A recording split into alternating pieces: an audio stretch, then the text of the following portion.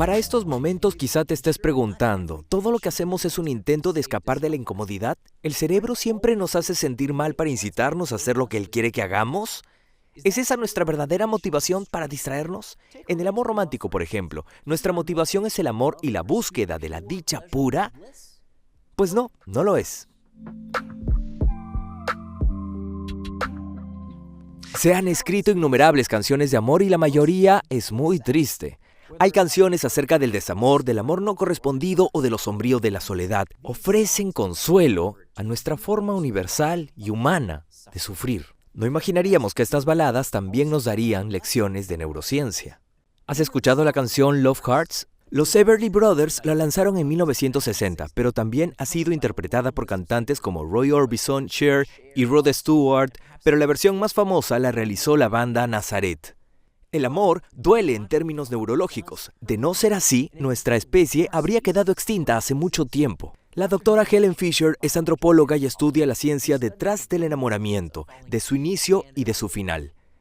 Publicó un libro llamado Anatomy of Love, donde describe un experimento que ella y su colega realizaron para medir la actividad cerebral en las personas que se estaban enamorando. Fisher comenta: nunca olvidaré el momento en que vi los resultados. Me encontraba en un laboratorio de la Escuela de Medicina Albert Einstein. Me sentía en las nubes.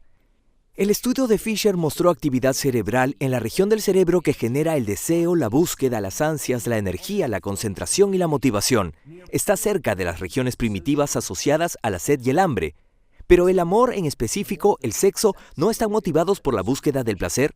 ¿El propio acto sexual no es la evidencia de los deseos epicúreos de nuestro cerebro? No del todo.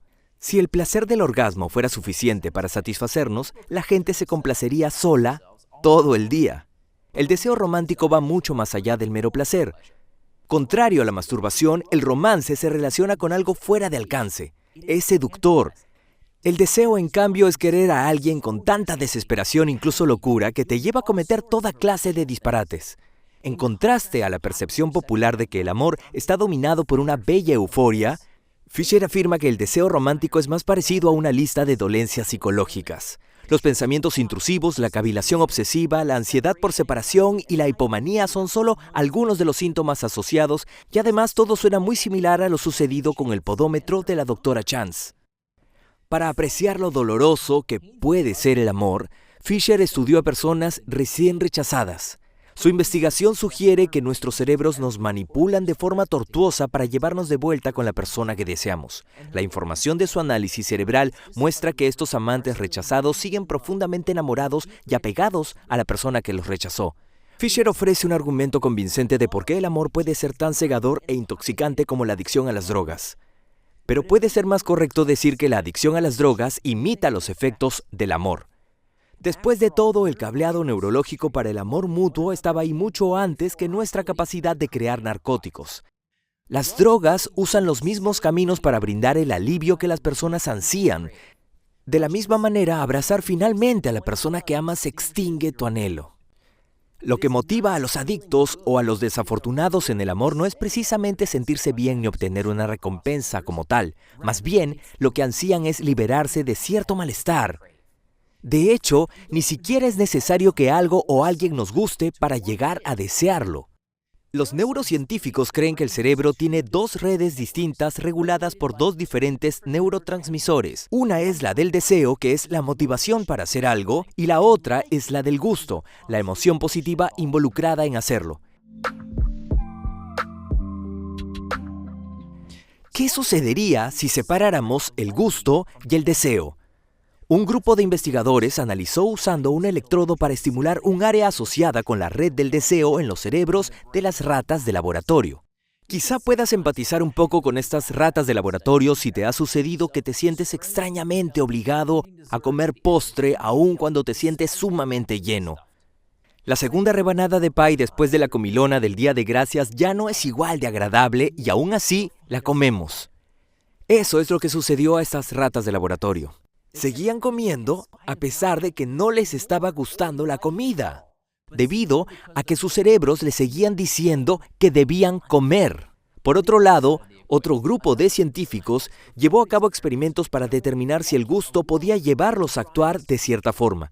Para ello desactivaron las vías de dopamina del deseo en ratas de laboratorio hambrientas y descubrieron que las ratas simplemente dejaron de comer. Al principio, los investigadores pensaron que la falta de apetito podría deberse a un efecto imprevisto en el sistema del gusto. Pero observaron la respuesta de las ratas a alimentación forzada con azúcar y descubrieron señales de que las ratas lo estaban disfrutando.